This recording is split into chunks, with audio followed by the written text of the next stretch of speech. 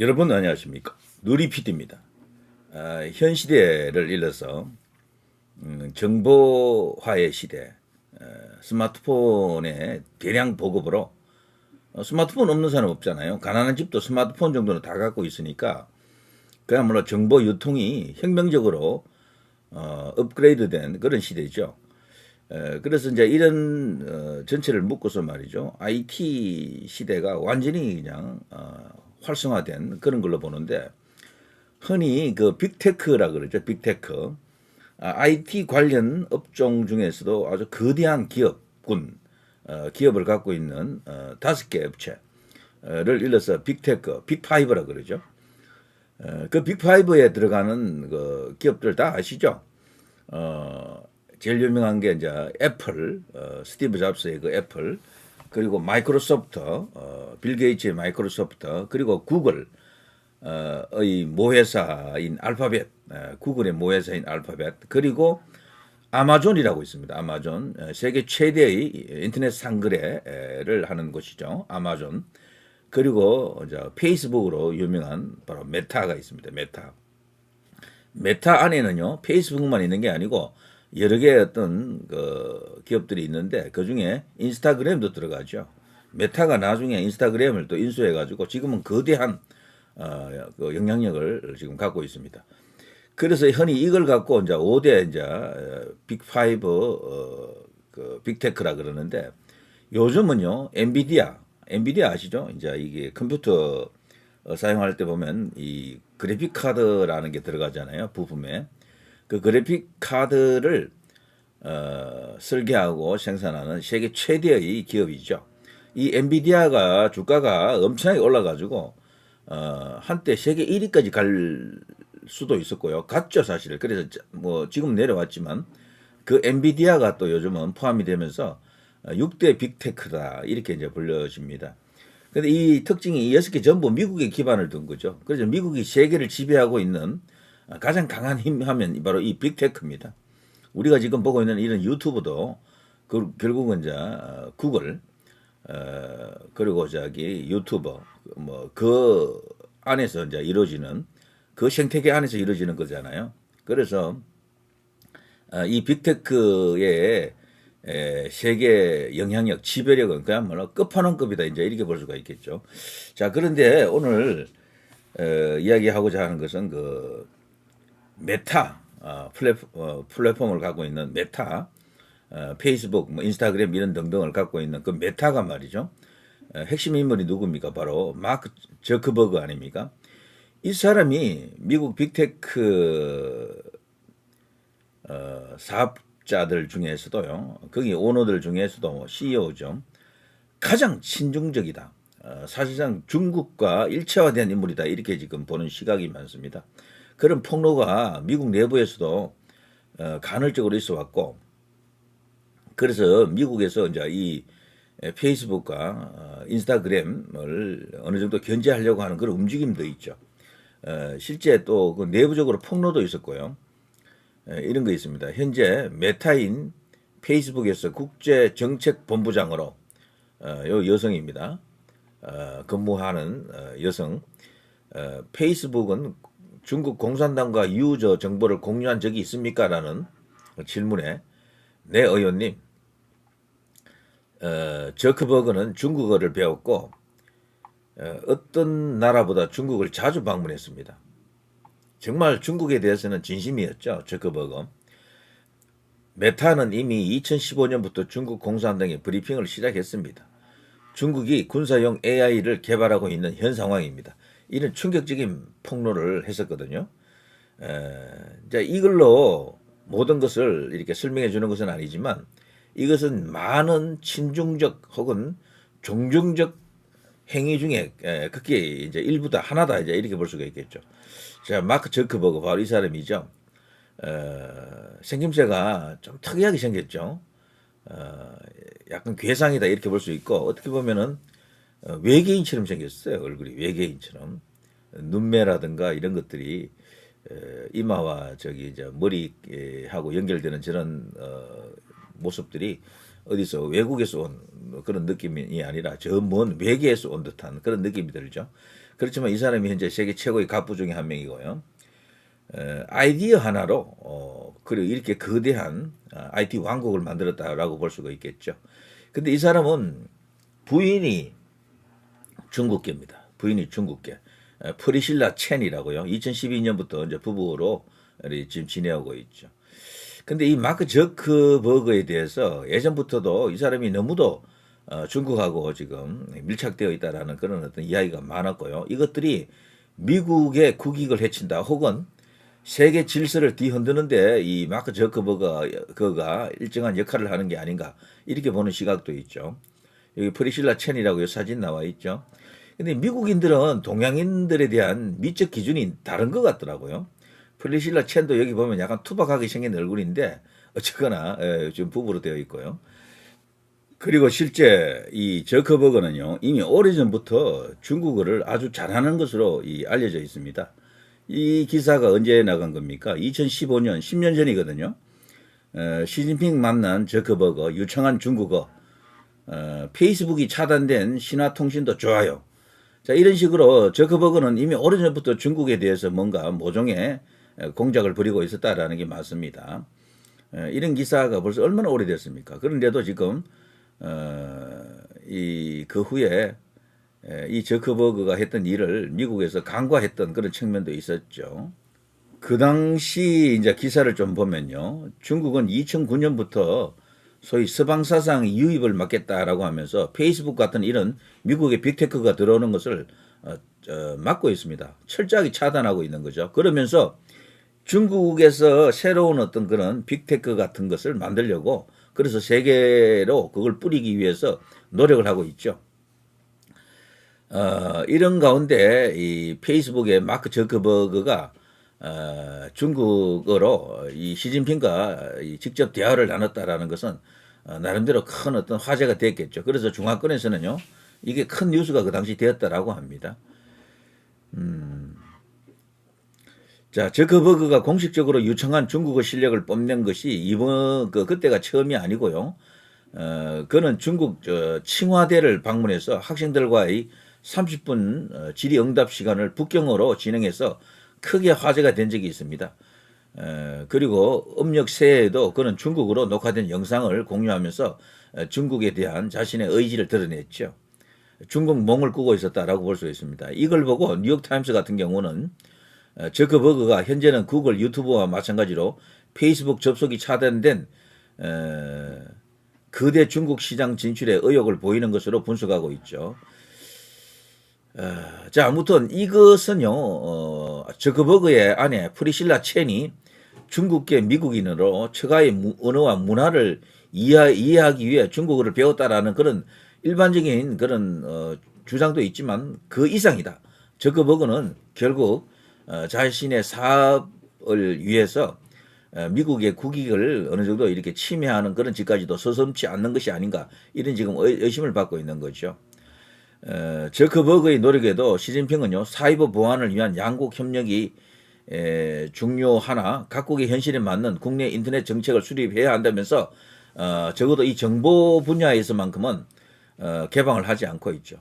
미국은 이걸 계속 개방하라고 요구를 하고 있고요. 이게 상대적으로 미국이 완전히 중국에 비해서 압도적으로 우위를 장악하고 있는 분야라서 그렇다. 이래 볼 수 있겠죠. 자, 제프 베이조스 아마존, 빌 게이츠 마이크로소프트 뭐 등등입니다.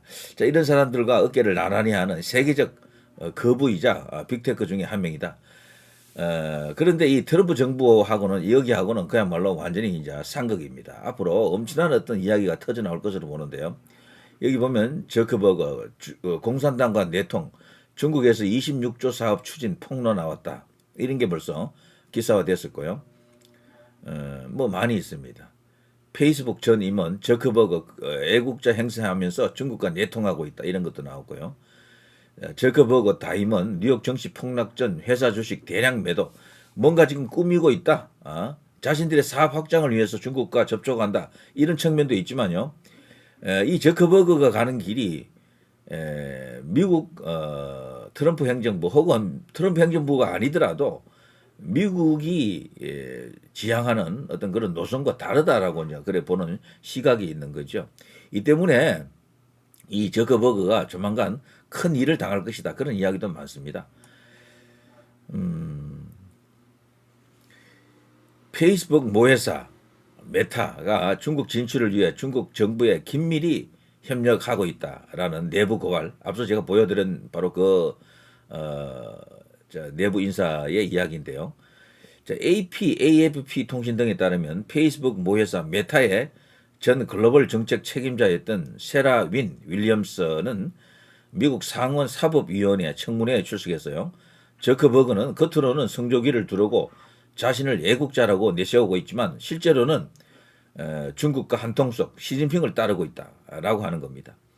그는 지난 10년간 중국에서 180억 달러, 약 26조 3천억 원 규모의 사업을 구축하려고 시도했었다라고 하고 있고요. 현재 미국에서는 중국과 이런 것을 못하게 막고 있고 여러 가지 어떤 그 사업적 제약이 있는데도 불구하고 저커버그가 뭔가 과감한 시도를 하고 있다 이렇게 볼 수가 있겠습니다.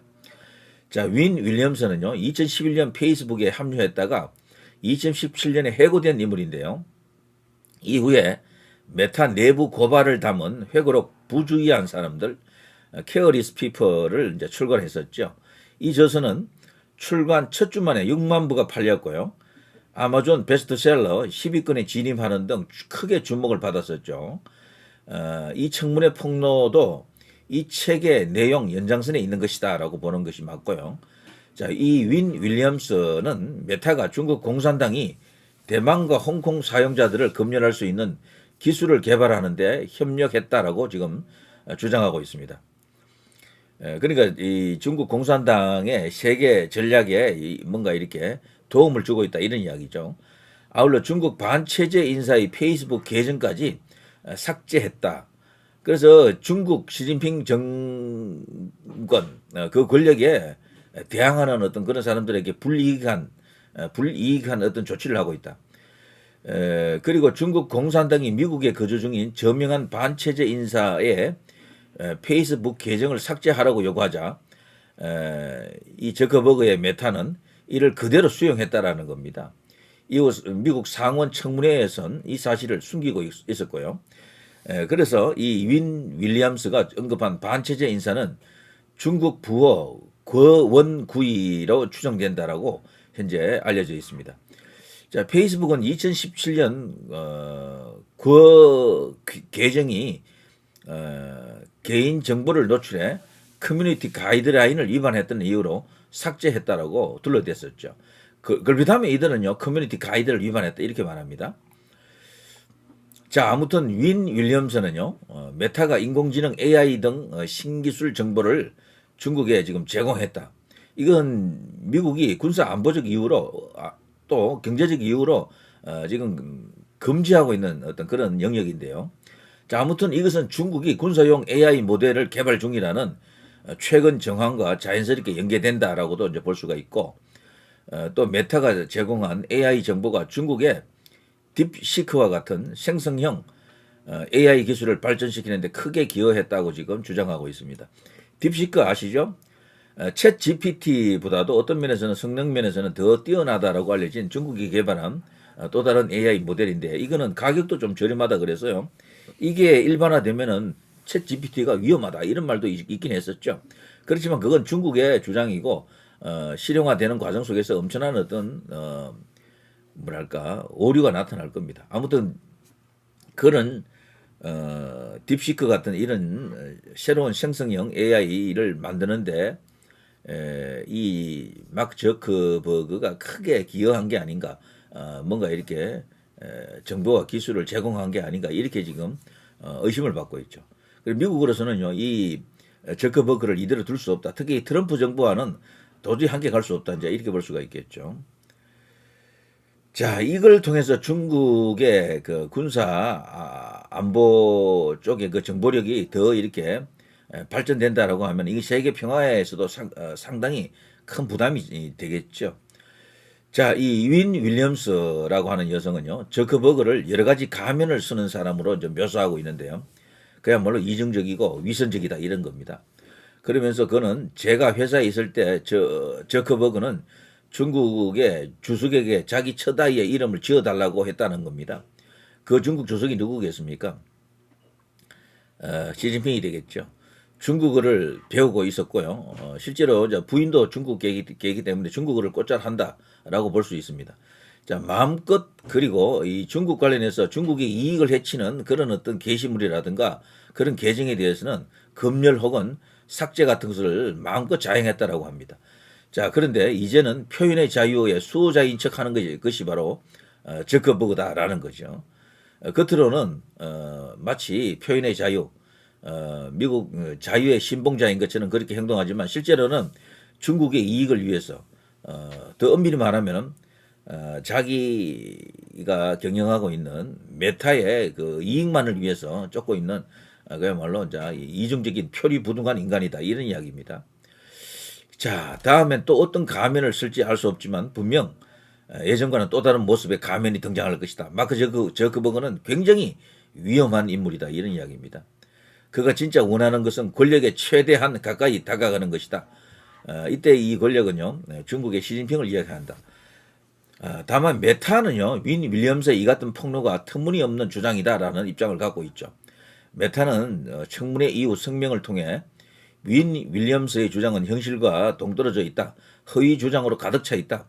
저커버그가 오랜 기간 중국 시장 진출에 관심을 가진 것은 맞지만 현재 메타는 중국에서 서비스를 제공하고 있지 않다. 중국이 미국의 이런 어떤 빅테크들을 받아들이지 않고 있죠. 이 유튜브 같은 것도 중국에서는 볼 수가 없습니다. 자, 아무튼 와이프가 중국계인데 충분히 합리적으로 이렇게 의심할 수가 있고요. 실제 드러나 있는 정황을 보게 되면은 저커버그는 의심을 받아도 쌉니다. 현재 페이스북 코리아가 있는데요. 그 대표도 중국인입니다. 그래서 거기도 이야기가 많아요. 그래서 지금 한쪽으로 치우쳐져 있다. 친중적이다. 좌파적이다. 이런 어떤 비판이 있었고, 거기도 보면은 다소 이 우파적이거나, 이 중국에 대해서 비판적인 그런 어떤 게시물에 대해서는 제재를 가하는 것으로 이렇게 의심하는 사람들이 많이 있습니다.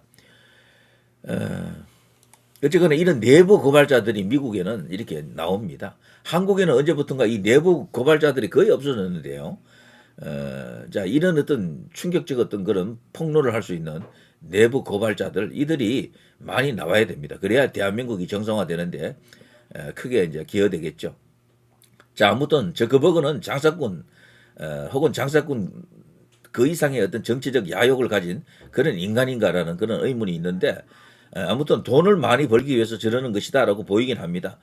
그러나 그게 어느 수준을 넘어서게 되면은 사회의 그 공적 어떤 감시 체제로부터 지탄을 받을 수밖에 없습니다. 이 저커버그가 유태인으로 알려져 있죠. 유태인 저커버그가 메타라고 이름을 바꾸기 전부터 중국인 아내를 앞장세워서 중국 비즈니스에 몰빵해 왔다는 것은 이미 다 알려진 사실 아닙니까? 문제는 이번에 그 여성 내부 고발자가 지적했듯이 애국자라는 마치 아메리카니즘을 자기가 신봉하는 그런 애국자라는 가면을 쓰고 철저하게 이중적인 플레이를 해왔다는 것입니다. 자, 아무튼 이 중국 카르텔, 시진핑 등장 이후에 이 중국 카르텔이 세계 곳곳에 미치지 않는 것이 없습니다. 그야말로 거대한 분열 혹은 범죄를 저지르고 있는 그런 현상이 지금 나타나고 있는 거죠.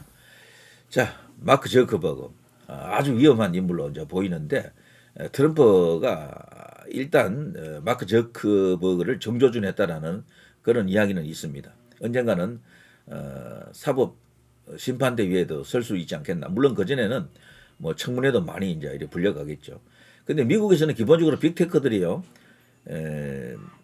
다소 친중적입니다. 그들이 기본적으로. 그리고 딥스테이트 같은 이런 어떤 음모론하고도 연결된 그런 이야기들이 많고요. 그래서 이 빅테크들이 자칫하면 세상을 완전히 뒤집어 놓을 것이다. 그들과 전쟁을 하는 그런 날이 또 올 수도 있다. 이런 말도 있죠. 왜냐하면 그들이 모든 정보를 다 장악하고 있기 때문이죠. 예, 누리 PD 김준이었습니다.